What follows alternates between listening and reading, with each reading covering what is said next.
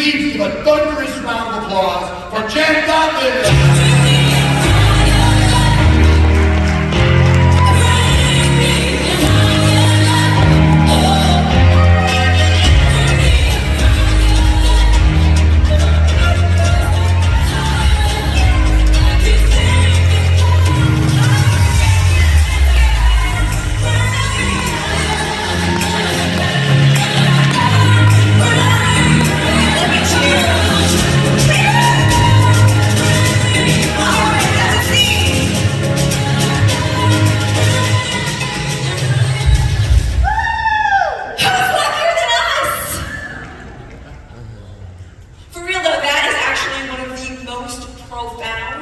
Most important things anyone has ever said to me in my entire life. I'm gonna take you back like a half a decade ago to explain why, when I got fired from my very first big job as a personal trainer. Now, before you think that is the absolute worst way to start my motivational keynote speech, it was the best thing that ever happened to me. You see, they don't tell you, any trainers in the room, former personal trainers, they don't tell you when you start training people in the gym that you can't take the clients out of the gym and train them on the outside and get all the money. I guess I was an entrepreneur before I even knew it, because that was what made the most sense to me. And so they fired me. They exiled me from the gym. They said, you can no longer come back here, you can't be a client, you can't be a trainer, you are fired. So after I had my mini meltdown, I picked myself up and I realized I had no choice. I had to start learning how to market myself. I had to start learning how to brand myself and get PR and make sales and get clients in the door, and I accidentally became an entrepreneur. Any accidental entrepreneurs in here? I have a feeling there are some. And before I knew it, I started making the money I wanted to make, and I started building a really, really successful business.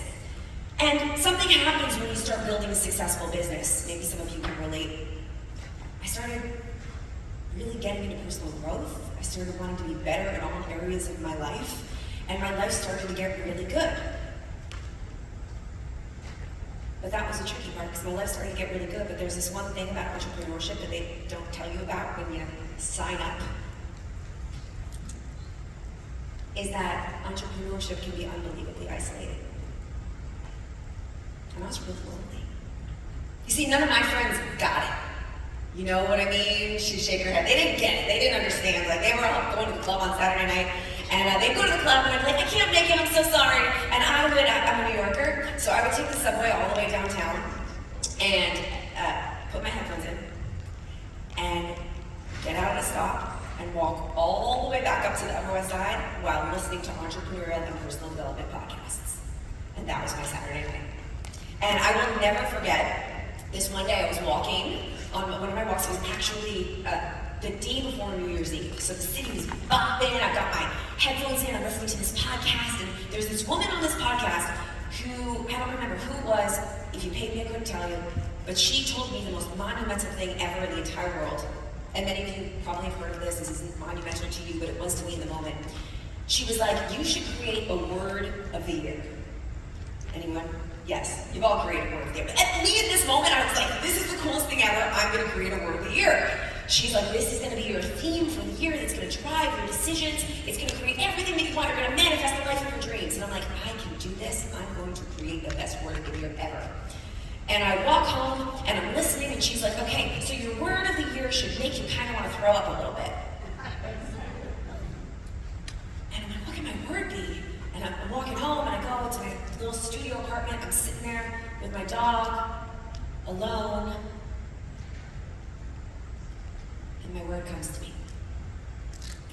Now I'm gonna pause for a second, and let you guys in on a little secret that you might not know about me. I'm actually an introvert. Any other introverts here?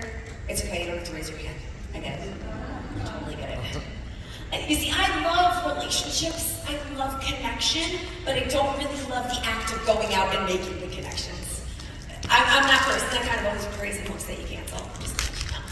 I'm always happy you canceled. Or hope that someone doesn't pick up the phone, you pray for voicemail. You guys get it. So, I'm sitting here alone in my studio apartment with my dog, knowing that the thing that's missing is exactly what my word of the year needed to be.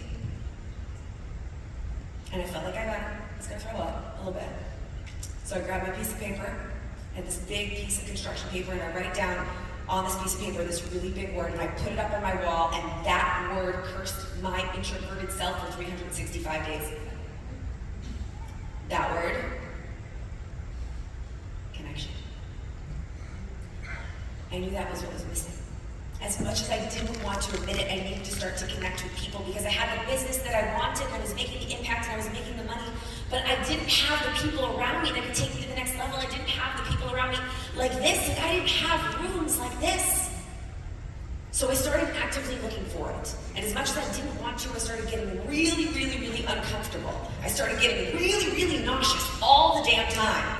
And like connecting with people at events, and I started going to masterminds, and I started actually talking to people next to me on airplanes. Yeah. And one day during this year of connection, things start to change. They start to look up a little bit. And I'm vibing, and I'm meeting people, and I went on another walk, but this time I had a different energy on my walk. I'll never forget this day. Because I felt connected. I didn't just feel connected to the people that I was meeting, but I felt more connected to myself. And I'm walking on the Upper West Side, and I walked past that gym that I got fired from years ago. But something was very different about this gym this time. The sign on the door was different. The sign on the door said Equinox. Now, when I worked there, the sign on the door said Reebok, so I was thinking exactly what you're thinking right now. Equinox has acquired this gym, and that means that nobody that fired me works there anymore.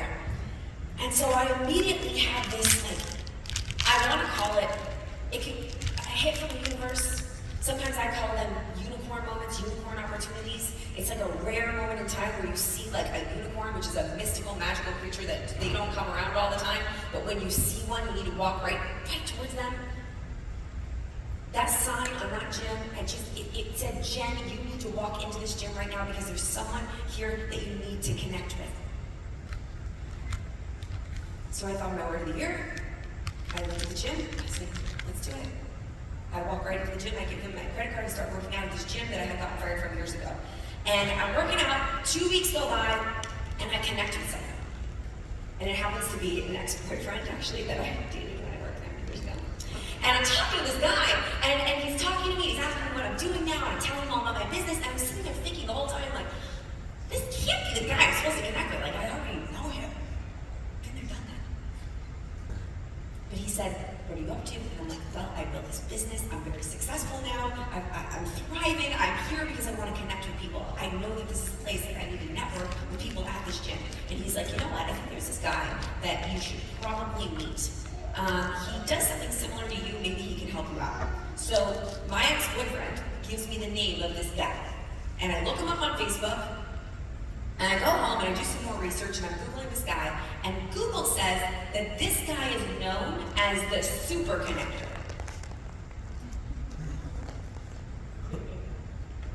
You know, my picture on my wall of connection, the Super Connector. I'm like, I think I need to connect with this Super Connector guy. So before I know it, I have connected with this guy on Facebook, and we have a date to go for a walk in Central Park. And I don't tell a lot of people this part of the story, but I feel like this is like an intimate ring. I feel like we're on the same page. Okay. That morning, I didn't want to go. I prayed that he canceled. I did the introvert thing, and I prayed and I hoped, and he didn't cancel. And I remember putting on my workout clothes to go for this walk, and just like telling myself, just get to that damn bench at that park. Like I was coaching myself the whole time. I was looking up at the sign, the connection, you have to go connect with people, go, don't cancel. And I'm like, just get to this bench. So I forced myself to this bench on the corner of 72nd Street and Central Park West, and I sit there and I wait for this guy. And I'm sitting at this bench, and all of a sudden, I see this 6-foot-tall New Yorker walk right towards me. And he's wearing this zip-up hoodie all the way zipped up to the top. He's got these aviator sunglasses on. And he pulls down his sunglasses and he looks at me and he goes, who's luckier than us? Now, I don't know if it was a pickup line. I still don't. Or if it was just a gorgeous day in Central Park and it was the middle of the week, in the middle of the afternoon, and we were going for a walk. But I don't think really understood just how lucky we both were in that moment and how accurate that statement was. You see, I didn't know 5 minutes before when I was just forcing myself to go connect with somebody and like having to push myself to get to this bench that I was about to meet my husband. I married that super connector guy. Thank you. And we created a company called Super Connected Media. And the reason that statement, who's luckier than us, is the most profound thing that anyone has ever said to me is because it reminds me that you are always 1 second away from being the luckiest person in the world. You might have absolutely no idea that you are 1 action step away, 1 moment away, 1 person away, 1 conversation away, 1 I gotta make it to the bench away second from everything changing. But you have to make it to that bench. Now I have to applaud you guys in this room because y'all made it. You made it to the bench. You're at the bench right now. You did it. You're here. Congratulate yourselves. Give yourselves a round of applause. Now you did the first step. You're here. You did it. So how are we going to make the most out of this moment? I have an exercise we're going to do together. The guys said they wanted me to make this a very interactive adventure. And I have a really, really, really dope exercise that only lasts 1 minute and 47 seconds. Are you guys with me for 1 minute and 47 seconds? Yep. Yeah, I feel like this room is a good room to do this with. Like, you guys trust me, right? Okay, so the minute and 47 seconds that we're about to do together has the capabilities to completely transform the way that you exist here in this room. It's going to change the way that you show up, and if you show up differently in this room, I guarantee you, you will meet someone, or create something, or come up with something that has the potential to completely transform the rest of your life. So are you guys going to be with me for this minute 47? Woo-woo! Yes? Ooh, I like this room. Okay. So I want everybody to just take a nice deep breath and close your eyes.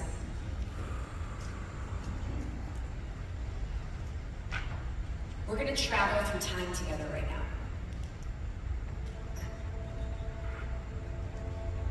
It's 2025. 1 year from now. And we're all here together again in this very hotel, walking into this very ballroom. Except this time, you feel a little different. In fact, this time you feel unbelievably different because over the past year, you have implemented. You took action like you've never taken action before in your life, and you have done it. You've succeeded in that thing, and you know what that thing is. I want you to see yourself doing that thing. You created the brand. You've got the audience. You're speaking on the stages. You're cashing the checks. You're looking at your bank account on your phone as you walk in, and you are blown away with what is happening in your business. You're making massive impact, and you walk into this room as a new, more confident, more energized version of you. Feel into that body of that person.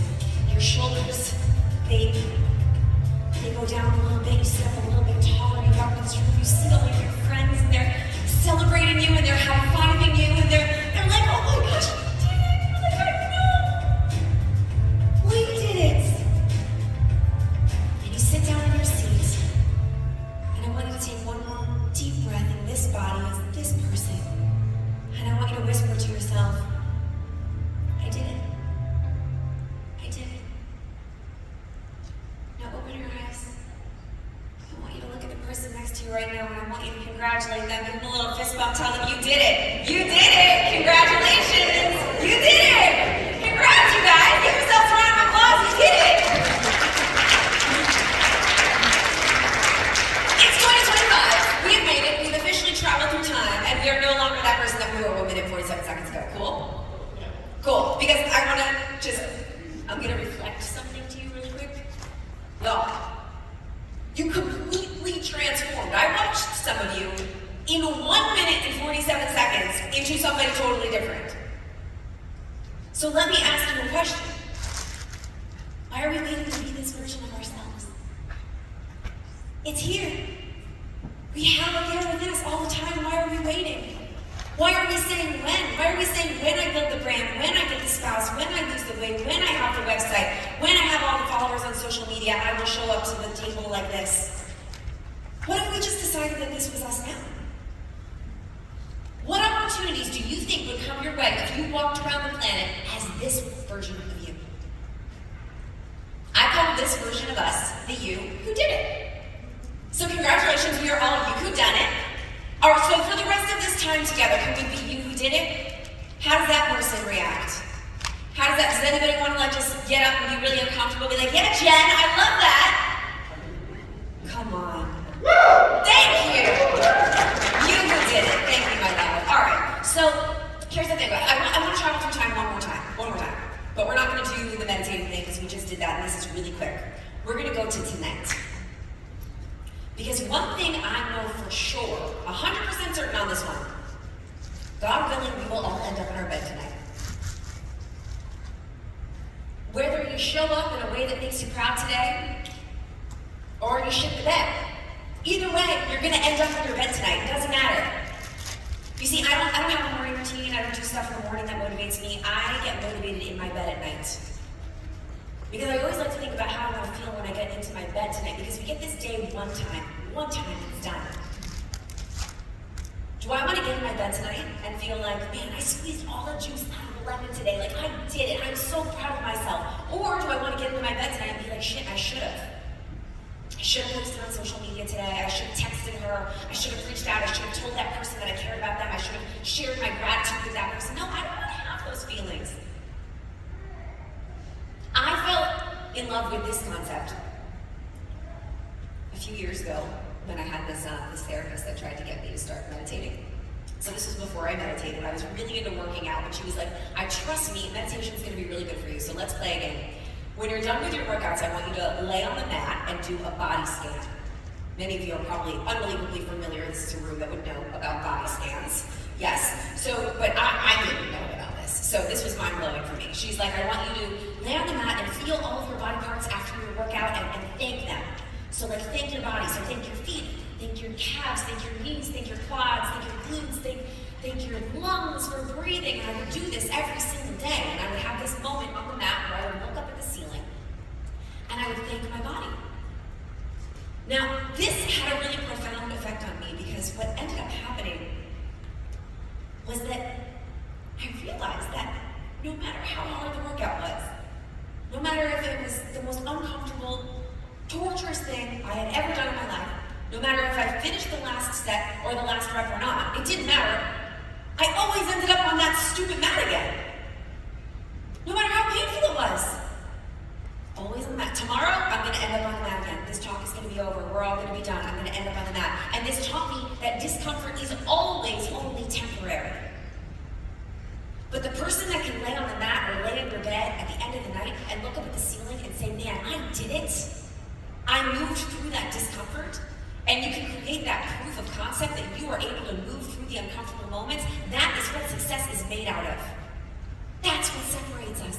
That's what separates the good from the great. The person that lays on the mat and says, I did it.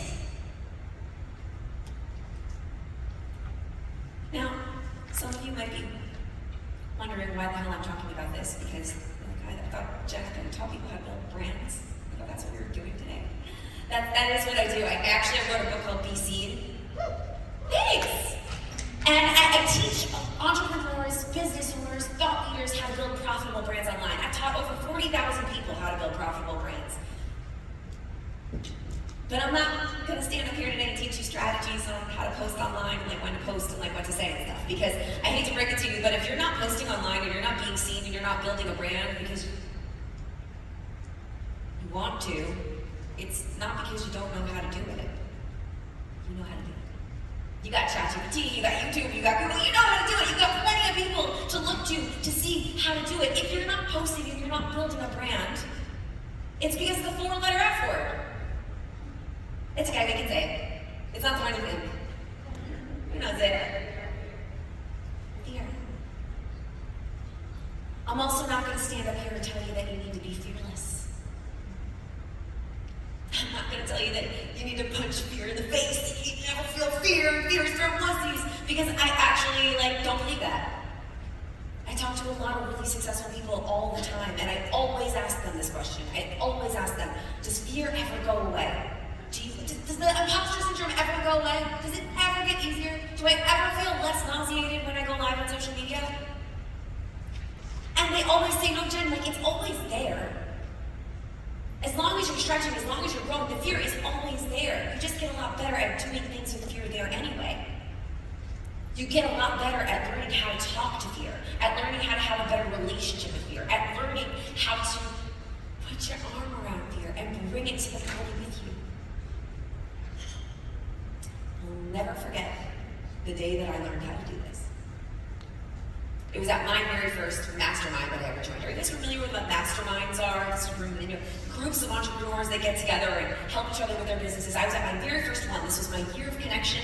I'm connecting, I'm masterminding, I'm loving it.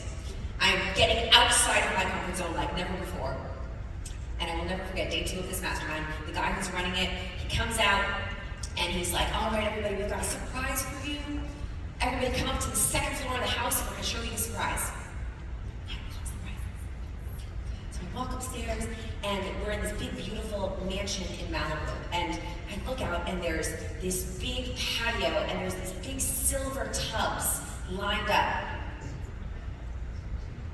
And then I see this lady and she's got this big bucket of ice. And she's pouring buckets of ice into these silver tubs. Now I'm gonna pause because I know that this is a room full of people that do cold plunges all the time. And if I opened any of their Instagrams or TikToks, I'm sure I would see everybody and their mom doing ice baths and cold plunges. It's very, very trendy, I get it, and you guys all know the health benefits of this. But back when I was doing this, nobody was jumping in a bucket of ice for fun. I have never seen this before. So I'm looking at these big tubs of ice, and I'm like, that is a lot of ice for the beverages for the surprise party that we're about to have right now. And the guy comes out, and he's like, we are going to do ice baths. Ice what? I'm sorry. I don't know about you guys. I don't like cold. And I don't know why. But I felt the fear of God in me in that moment. And I started to have a massive panic attack. Like panic attack, tears, anxiety, shaking, and I knew very well in that moment that there was no way in hell I was getting into that bucket of ice. And everyone's putting on these robes, right? They got these robes with our initials on them, and they're putting on the robes, and I'm like, okay, I'll put on the robe for the photo op, but I am not getting into the bucket of ice. And fear starts negotiating with me, because this is what fear does. It starts telling us all these lies. It's like, okay, yeah, you can tell them that you gotta leave early, or you can tell them that you are allergic to ice. Everything under the sun. And I'm just like, okay, yeah, great, I'm not gonna do it, I'm not gonna do it. And I sit on this bench in the back, and I watch all of my friends be really, really scared and very, very fearful, and then get into the bucket of ice, sit in it for like 2 minutes, and then emerge like a phoenix, rising from the ashes, and then parading around like they have just done the greatest thing ever known to man. And I'm sitting here. Granted, there's another girl sitting next to me, so I felt kind of okay in my not doing it. Until I turn around and girlfriend's no longer sitting next to me, and she's now in the bucket of ice. And I had to have a moment with myself in that second in time. And I asked myself, how do you want to feel when you get in your bed tonight? Whether you do the stupid ice bath or not, you're not going to die. It's going to last 2 seconds. But either way, you're going to end up in your bed. Do you want to be proud of yourself for being able to withstand a little bit of discomfort, or do you want to feel like, man, I was the only person that didn't do that? And at that time, I was reading this book by Elizabeth Gilbert called Big Magic. Has anyone read that book? Great book. Yeah, great book. So in that book, she talks about going on a road trip with fear, putting fear in the passenger seat of the car. So I'm like, all right, I am a student of personal development. I'm going to use the personal development tools that I have been learning. And I envision being in a car, and I'm like, all right, I'm going to put fear in the passenger seat of this stupid car. All right, fear, shut up. You sit right here in this car, and I am driving the car. Okay? I'm driving. You can say whatever you want to me. You can tell me I'm gonna die. You can tell me all these terrible things are gonna happen, but I am going to drive. And me and Fear drove together into the ice bath. And I did not like that ice bath. Not even for 1 second. Not even a little. But I got in the ice bath. And do you guys want to know what I did when I got out of the ice bath? Anyone? Kind of, but not really. I actually did not look that great when I got out of that thing. But I did get back into it again. And that is when I proved to myself that when you do the thing you're afraid to do, you take away the power that fear has over you. Fear was a lot quieter the second time. Discomfort is temporary, but the growth on the other side of that discomfort, that shit's permanent. And so now, I Uber Eats 15 bags of rice to my house every single weekend, and I do ice baths all by myself. Do I do this because I like it? I know some of you like it, some of you are sick and you really like it, but I don't like it. It doesn't ever really get easier. But I do get better at putting fear in the passenger seat of the car, and I do this to practice. I do this to get my reps in, my discomfort reps, because I know that the better that I can get at doing things that I don't want to do, the better I'm going to be when life throws stuff my way. The better leader I'm going to be, the better entrepreneur I'm going to be, the better brand builder I'm going to be, because everything that's worth having is uncomfortable and scary and not fun. So when something hard comes my way, I'm like, you know what? I can sit in a bucket of ice. Now, sometimes fear hits us like that. Like anxiety and tears and real like fear, like I am afraid. And sometimes, most of the time for the people in this room, fear shows up as the symptoms. These are like the sneaky ways that fear sneaks in, it disguises itself as something else that makes us not take action, because fear's entire job is to keep us the same. So it sneaks in as FOMO. But not FOMO like, oh, my friends are at Hybrid Health Summit and I'm like FOMOing so hard. I'm talking the kind of FOMO that's like, you're scrolling social media and you see someone that's doing the thing that you want to do and they've built the business that you want to build and you're like, oh my God, that should be me. And you're feeling like that fear of missed opportunity. And then all of a sudden you're like, oh, somebody else is already doing it. Then you catch a case of comparisonitis and you compare yourself to everybody and their mom on the internet and you're like, you know what, I should just not post. I shouldn't do anything. And there are so many people doing it. And I didn't do it like her and I didn't do it like that. And then you feel like crap and then you go and you watch Netflix and eat Cheetos. I don't know. Maybe not Cheetos in this room. Any perfectionists here? Yeah, I get it. I'm in recovery, girlfriend. I know. We don't start because it's not perfect yet. Maybe tomorrow it'll be more perfect, right? Maybe tomorrow. I'm not going to do my Instagram live today because I don't look perfect. Maybe I will want to do it tomorrow. Does perfect ever come, you guys? So these are all just ways that fear comes in and it keeps us from taking action to keep us exactly where it wants us to be, which is safe and the same. But unfortunately and fortunately, we are not people that want to stay the same, are we? What? Oh, we're like we who did it. I like the staple. So the last one I want to talk about for a second, analysis paralysis. Now I know that this is a room full of really, really powerful leaders doing incredible things. And I know without a shadow of a doubt that one of the best attributes a leader can have is the power to make really fast, really empowered decisions. And a lot of the times we get stuck in like overanalyzing everything. There's so many options. I don't know which one to take. Should I do this, or should I do that, or should I do this, or should I hire this person or that person? And then we just don't do anything. And then we stay stuck.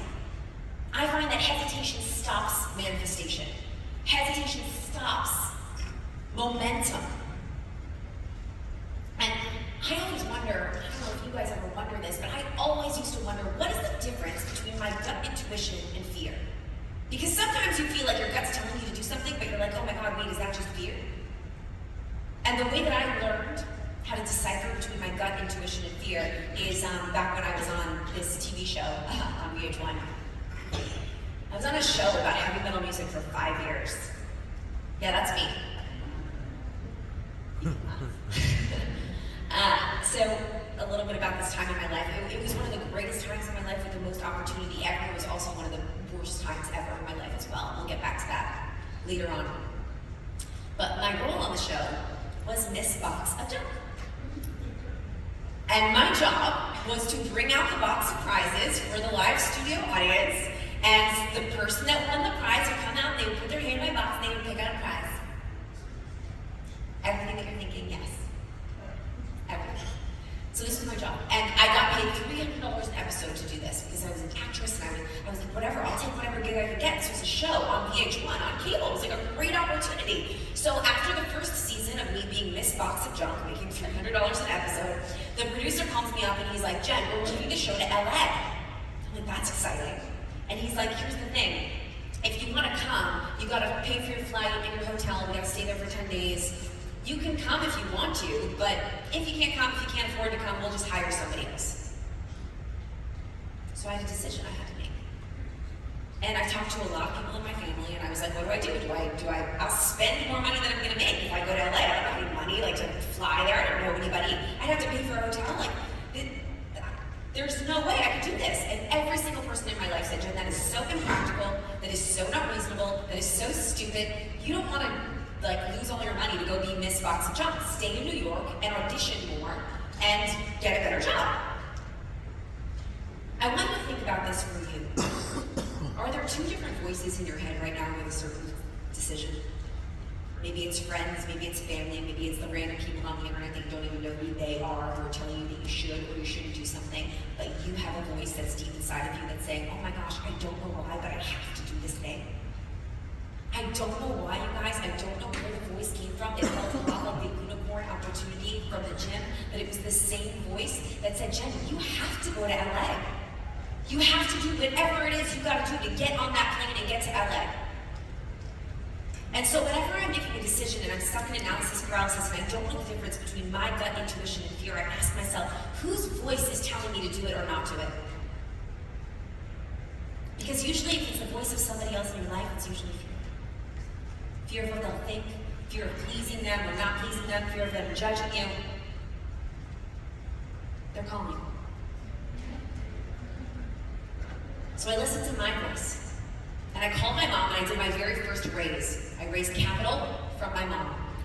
And I said, Mom, please lend me the money to go to LA. I know that I have to be there. Please lend me the money. I promise you I will pay you back. And so my mom said, fine, you gotta pay me back. And my mom goes with me to LA. That's my amazing mom. And we go to LA, and the second that we get there, guess what happens? I arrive, and we are at Sony Universal Studios. I'm walking through the lot, and I see Batman is filming on the right, and Christian Bale is waving at me. What's happening? And then I walk into the production studio, and Jeff, the producer, says to me, oh, Jen, guess what? The show is now going to be an hour, not a half an hour anymore. So we're going to give you a bigger part. And guess what? We're going to give you your SAG card, because we have to now, because you have a bigger role. So I don't know if there's any former actors or actors in the room, but getting your SAG card is the biggest deal ever. And I immediately got it the second that I arrived there. And then because I had my SAG card, they had to go from paying me $300 an episode to $3,000 an episode. Thank you. This happened within 20 minutes. I paid my mom back, we went to the Ivy, it was beautiful. And then this ended up being 5 years on a TV show where I ended up making hundreds of thousands of dollars. And this gave me unbelievable opportunities in my life, and I probably wouldn't be standing here if it wasn't for that. Listening to my voice. What is that for you? What is your voice telling you? Now, it didn't always work out like that for me in my acting career. In fact, it was a lot more like that. And the majority of the greatest lessons that I've ever learned in entrepreneurship and in life came from my acting career. It came from being basically a professional at getting rejected. And as we move through our you did it moment that we all did together earlier, when we get there, we're gonna be facing this. I hate to break it to you, but you're gonna get rejected. And it's not necessarily, again, about never feeling rejected and not being upset about rejection. It's about what's your relationship with rejection. When I moved to New York City, I was 20 years old. I dropped out of college, and I went to study musical theater on the Upper West Side of Manhattan. Where's my Upper West Side girl that we met in the hallway? Where is she? Hi! So I moved into this little teeny tiny room with a bunk bed and a roommate, and we had our sink that we brushed our teeth with was 3 feet away from our bed. And this is where I lived in Manhattan. And I would go to musical theater school, and then on the weekends we would see Broadway shows. And the very first Broadway show that I went to see when I moved to New York City was The Wedding Singer. The Adam Sandler, Drew Barrymore spectacular, yes. And I will never forget this day when I saw the show for the first time. And I was sitting in the nosebleed section all the way in the back of the theater, and this character takes the stage like 10 minutes in. And there's like a smoke machine, and she's like strutting out onto the stage in this like Madonna, like a virgin wedding dress situation. And I look at this character and I'm like, oh my God, I know who that is. That is Linda the bitch. She's the one that leaves Robbie Hart at the altar. She starts singing and everyone in the audience is hysterically laughing, and I start bawling. And my friend who's with me is like, what is happening? I'm like, I saw you. I was like, I don't know why, but I have to play this part one day. You see, I never resonated with like the princesses and the good girls and like the Sopranos. I never wanted to be that. I wanted to be her.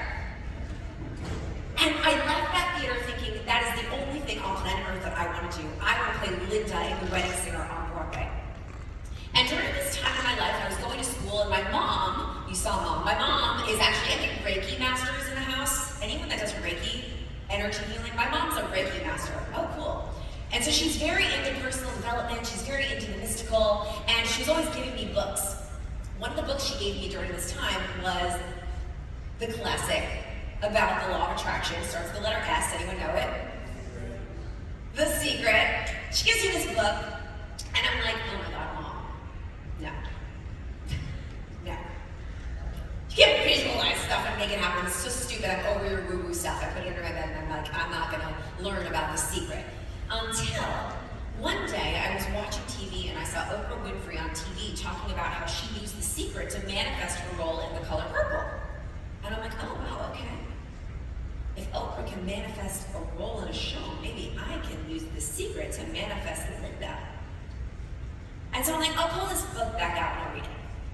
So I started just experimenting. I'm like, you know what, if this is real, let's see. Like, I'm just gonna do a few of the things that it says. So I started visualizing. And I just started going to sleep at night, visualizing myself playing the part. Like feeling the costume on my body and seeing the lights and hearing the sound of the orchestra. And I would sing myself to sleep every single night in my little twin bunk bed. My roommate didn't like that very much, but I didn't care. I was visualizing, I was secreting. Now, I don't necessarily believe that the law of attraction works the way of you visualize something and it magically appears. But I do believe that if you can reprogram the subconscious mind to believe that something is already yours, as if it's happened, and you make it a reality, and you make it your truth, you start to notice the opportunities to get that thing unlocked. And the fear to taking action, which is the most important part, it becomes like a lot less, like you're a lot less scared. And you notice the opportunities, it's like there's neon lights pointing you right in the direction you're supposed to go. And those neon lights appeared for me one day when I saw in Backstage Magazine an audition for the Broadway National Tour of The Wedding Singer. Done! My costume is ready, picked out. I get dressed. I had never been to a New York City audition ever before in my life. I waltzed right into this room, and I signed my name on the sign-in board. There's 533 girls. I'm like number 534. I look around, every single person looks exactly like me. They're wearing the exact same costume as me. I'm not special. We're singing, we're dancing all day. I'm going in the room, I'm coming back out. And as the day goes on, the group of girls that I'm with starts to dwindle down. And before I know it, I'm like standing there and there's one other chick with me. We're the final two. And so then we start like battling it out. And she goes in, and then I go in, and then she goes in, and then I go in. It's like this American Idol on steroids kind of a situation. Talk about all the symptoms of fear, you guys. Imposter syndrome. Oh my gosh. I'm here to sing from the hallway, and I'm like, there's no way. I'm not as good as her. But I kept going in because I kept seeing that vision that I had created in my little twin bunk bed. And then they did this thing that they do in the entertainment industry where they say, okay, thanks for calling you. I leave, and a week later I get a call from my friend. Hey, Jen, I heard they cast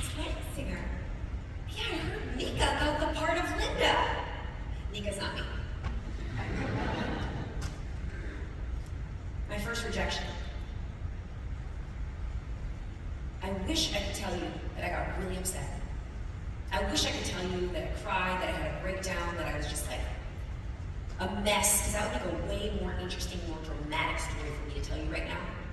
But it wasn't. My immediate thought, that was just my immediate, instinct was, okay, I just gotta figure out another way to get this role. And I immediately went into action mode to try to figure out how to get really creative, to audition for somebody else so that I could try to sneak my way in another way. Why? Because I had this full belief in my body, in my mind, in my subconscious that this was for me. So I immediately went and started just redirecting myself. I took that rejection and I turned it into redirection, and I started figuring out other ways that I could get the thing that I wanted to get. And I found out that the same director that was casting Wedding Singer was also casting another movie turned musical, Footloose. So I did what any normal girl would do, and I dressed as Linda and I snuck into the Footloose audition. You guys, just so you know, that was a big no-no in Broadway world. You cancel.com. So I go, and I'm like, what do I have to lose? And I walk in, I sing the songs, and I walk out, and I'm in the holding room where all the girls wait, and the director comes out of the room, and he looks at me, and he goes, you, come here. He goes, we're not casting Wedding Singer right now, but here's my card, I want you to keep in touch with me when we do. This is where I learned how to follow up. You know, they say 80% of sales close on the 5th follow-up. 5th. How often do you guys follow up? Every day. Thank you. I have a friend in the back. I followed up with this guy every single week for 6 months. And I had nothing to say to him. My emails to him were like, oh, hey, happy Hanukkah. Hope you're doing great. Here's a picture of my dog. Just checking in. Every single week. And he never responded to me. Ever. 6 months. Until one day he did. And he asked me to come back in. And I came back in and I did the entire process again. I did it for weeks. And I went in and I sang and I danced and I sang and I danced and I did the whole thing until one day, weeks later, after that, I got an email in my inbox, and that subject line of that email said, congratulations. And I open it. And I open this email. And there's an agreement in there, like a contract. And I click on it and I open it and I'm scrolling. It says, congratulations, Jennifer Garland. We want to welcome you to the Broadway National Tour of The Wedding Singer. And I'm scrolling down, I'm like, oh my God, all the flashbacks are coming to me of me singing and dancing for hours and hours and hours and visualizing in my little twin bunk bed, and I go to the bottom of the screen, and it says, you are going to be playing the role of Linda, understudy. So close. Talk about FOMO. I got to be in the show, but I had to go to rehearsals and I had to watch this other lady play my part. In fact, I was in the ensemble and I played this girl. I don't know if we're gonna do that. No, wait, no, not yet. Here we go, that's me. I wore a fat suit in the show. Yes, true story. And I would sit in the wings and I had two options here. So whenever you're having FOMO or comparison, you're scrolling and you're comparing yourself to other people on the internet, I want you to remember this, please. Because I could either hate her, or I could understand that she got the part for a reason. She was clearly better than me. There was clearly something that I could learn from her. What if I just flipped my FOMO into fuel? What if I stopped being jealous of her and started being grateful for her? And I consciously decided to start doing that because it was a lot easier for me to like her than to hate her. And so I decided to study her every move. What was she doing that I wasn't doing? How could I be better by watching her? How did she do that move there? Why did she say that line there? Why did she flip her hair like that in that moment? And I learned from her and I studied her and I allowed her to be my mentor because I knew that the second that I took that stage, I had an upper hand because I got to see somebody do it before me. She was paving the road. And that's exactly what happened. And when I got to take that stage for the first time and play that part for the first time and totally crush it with everything that I learned and all of my experience from all of the not getting it, and all the rejection, and all the redirection, and all the visualizing, I knocked it out of the park and I got a call from the director that night and he said, Jen, we want to make you the official Linda for the rest of the tour. Woo! And when I performed that part for the first time on a stage,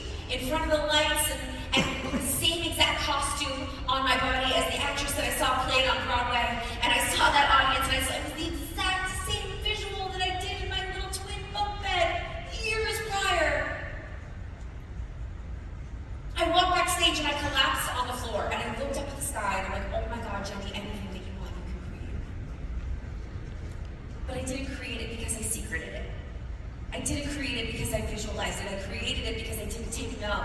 I didn't take that rejection. I let it redirect me, and I kept going, and I kept persevering, and I kept going until I got it, and I didn't take any FOMO. I didn't take any comparison BS. I allowed it to fuel me, and I kept going. And I'm looking at you right now, and I want you to think about, what is your Linda? What is this for you? What is the thing that you are this close to giving up on because you feel like it's not there? It is there. And if you don't stop, you're guaranteed to get it. Now, as a speaker today, I get rejected a lot still, all the time.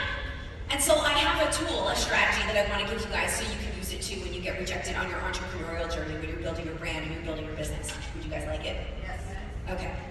I have a rejection email album in my phone. This is for real. That's actually real. So every time I get rejected, I screenshot it. Emails, text messages, rejection calls, it comes in all forms now. And I put them in the album, and every single time I'm feeling like, man, I suck, I open up my album of rejection emails and I read them. Now you may be thinking, why would you do this and torture yourself? But actually, every time I read them, I take away the power that they have over me.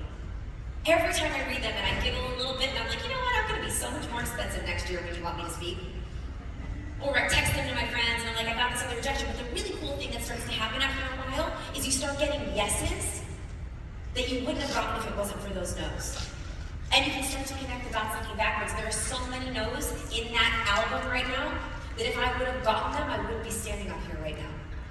And I love to connect the dots because it helps me make sense of it and it helps me take away the power that that rejection has. And I also talk about connecting the dots. I look backwards at that story of Wedding Singer. And I'm always reminded that if I would have gotten the part on the first try, I probably wouldn't have been that good.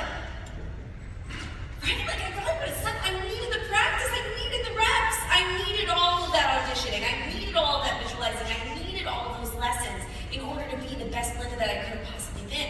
So I want to ask you guys, what's your relationship with being a beginner? What's your relationship with step one? Because many of you are in the beginning stages of building your brand. Raise your hand if you're in the beginning stage of being seen online.